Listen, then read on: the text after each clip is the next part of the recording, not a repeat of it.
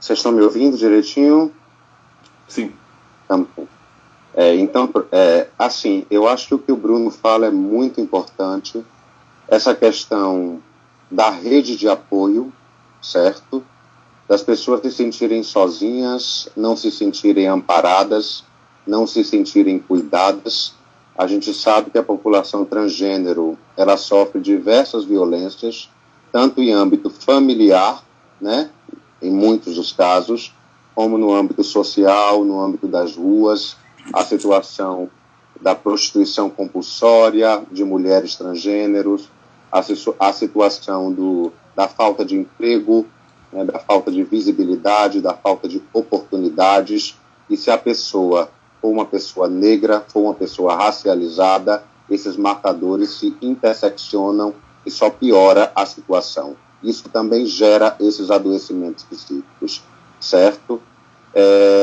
Eu queria colocar aqui a memória de Demétrio Campos, certo? Demétrio Campos é um homem negro soteropolitano, é um homem trans masculino, né, um homem trans negro, acometido pela depressão e que cometeu o suicídio.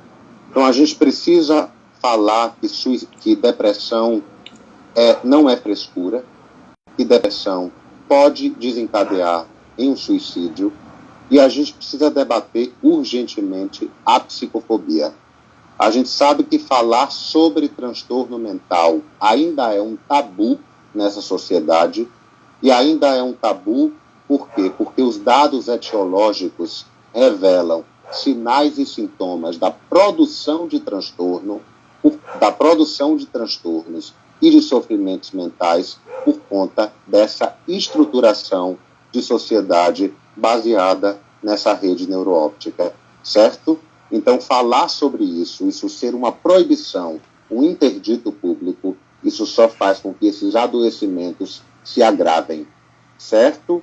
Então, a gente precisa romper com esse tabu, a gente precisa falar sobre as nossas experiências, sobre as nossas dores, sobre os nossos sofrimentos, sobre as nossas perspectivas de vida, para que a gente interrompa, a gente burle esse imperativo cruel, perverso e que trabalha sempre em uma produção, né, em uma política de produção do medo e do terror para evitar que nós contestamos, né, para evitar que a gente abra a nossa boca, para evitar que a gente conteste essa ordem estabelecida, esse modo de organização da vida. Então, quando a gente fala de transtorno mental, a gente não tem como apartar uma rede mental, óptica, neuroóptica, de adoecimentos mentais. Obviamente que esses adoecimentos mentais, quando soma-se a marcadores sociais como classe, como raça, como gênero, como sexualidade, isso tende a ser pior, né? Tende as pessoas a serem mais prejudicadas. Então, aqui eu também coloco para elas que elas procurem a RAPS, para o fortalecimento da RAPS, a luta antimanicomial de suas cidades, certo? E que elas procurem os CAPs. CAPs são Centros de Atenção Psicossocial em Saúde Pública. Eu sou usuária do Centro de Atenção Psicossocial Antônio Pellegrino e eu indico que todo mundo que esteja em sofrimento psíquico procure um CAPS.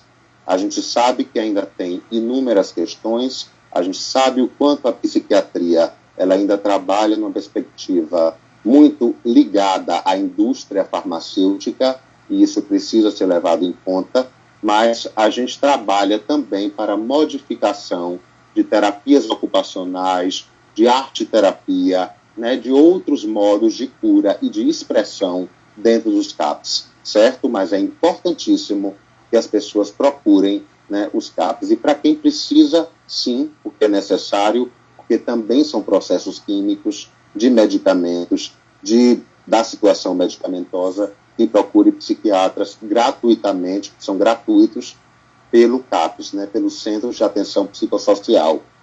Todas as cidades de todo o Brasil têm CAPS. Procurem os CAPS. procurem as suas redes de apoio, os seus amigos, né, psicólogos, geralmente passam listas, né, se vocês têm grupos de WhatsApp, passam listas de psicólogos gratuitos, passaram listas de psicólogos gratuitos na cidade de São Paulo, aqui em Salvador também.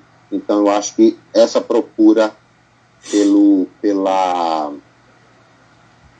ajuda, né, pela colaboração psicoterapêutica é muito importante. Então, assim, não é fácil, né, não é fácil desafiar, né, essa ordem estabelecida como a gente desafia, mas não é impossível. O que era até pouco tempo impossível, a gente vem quebrando isso. A gente vem abrindo caminho, inclusive, para os neurodireitos. Procurem sobre os neurodireitos, certo?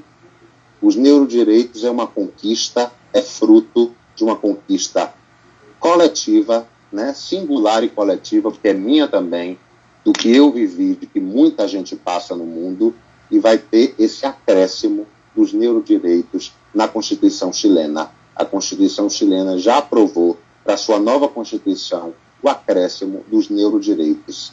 Neurodeireitos, direitos do cérebro, direito à privacidade mental, direito à não manipulação dos seus cérebros, e aqui a gente está das suas mentes, dos seus cérebros, né? E aqui a gente está falando de indução, interferência, transferência, certo? A gente está falando nesses termos do que acontece, certo?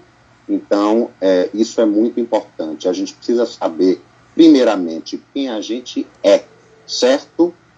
Quem a gente é, lutar em favor do certo, da verdade, da justiça e do bem comum, singular e coletivo, e enfrentar o que tiver que enfrentar, certo? Então, essa conquista dos neurodireitos é muito importante.